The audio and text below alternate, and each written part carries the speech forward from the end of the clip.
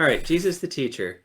First of all, he's the perfect witness of fidelity to the Father, love of the Father, but more according to his nature, he is one with the Father. So there's a level of representation that Jesus bears in himself that we will never have as his disciples and not as God, but that we try to carry and present in us and how we treat others, the things we say, the choices we make, and of course, how we share the good news. So, if I were to break down Jesus, the teacher, into a couple of categories, I would say he's a model, like a witness. He walks the talk. He doesn't just tell people about the Father or about God. He tries to show them God at work in their lives and show them, and this is kind of a catechetical element, how God has revealed himself throughout history and has led up to this point in time and is continuing to do something wonderful in the midst of the people. And that something wonderful is something he talks about and makes wonderful metaphors and analogies and ultimately parables to describe and explain the mystery of God at work.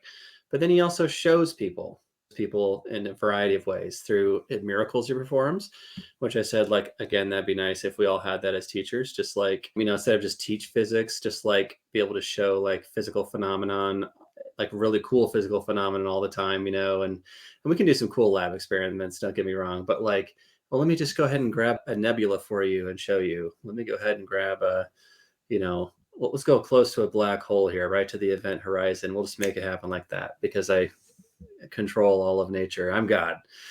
So there's those cool things that Jesus does that are part of his witness of who he is as God.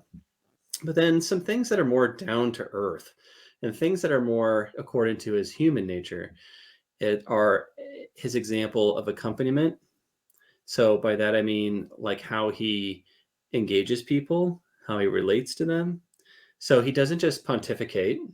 We get one example, well, maybe two examples of Jesus kind of lecturing people.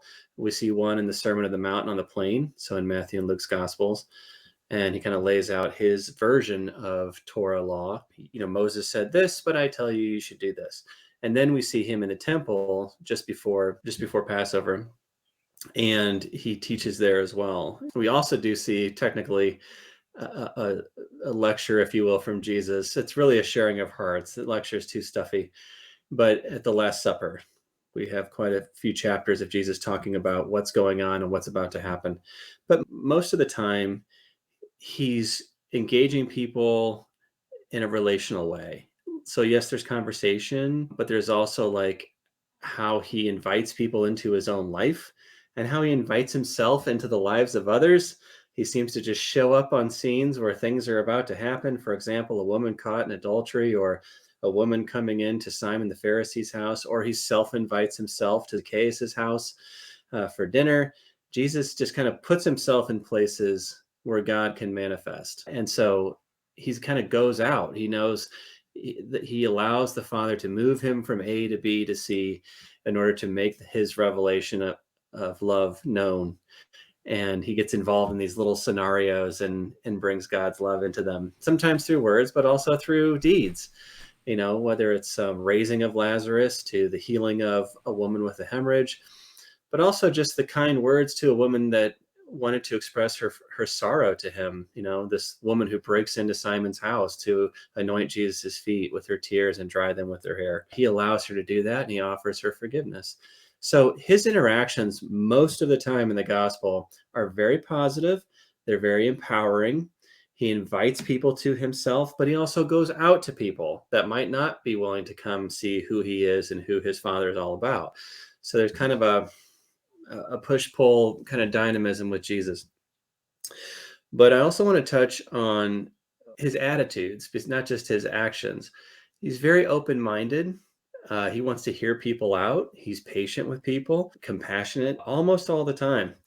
So like I said, 90% of the time, the encounters with the general populace are very positive, very empowering, but there is a 10% where Jesus is no holds barred, very critical. He excoriates, he publicly denounces, and that's when he deals with some Pharisees and scribes. But we can really lump these groups into one group of people that are just very rigid, closed-minded, and very full of themselves. And Jesus has a hard time dealing with those people. And the fact that he shows that side of him kind of makes him even more real and tangible. And I think that's what makes a great teacher too, not just the empowerment and the love and the attention and the wanting to build a relationship and try to educate about something meaningful, but also when the teacher is seen as your advocate. And Jesus is in those roles where in those times when he's engaging with the Pharisees and religious leadership, he's acting as the advocate for the people that are on the fringes, whether it's the man born blind in the temple or anybody else. And those encounters might be kind of abrasive, but in the end, it's trying to point to the compassion of God. And that compassion of God is available to everybody, but those who don't think they need it can't receive it. And like Mm. Jesus will say in John's gospel, you've already condemned yourself by saying you see. So to close this thought out, Jesus, the model teacher, he walks the talk, and he's a great companion.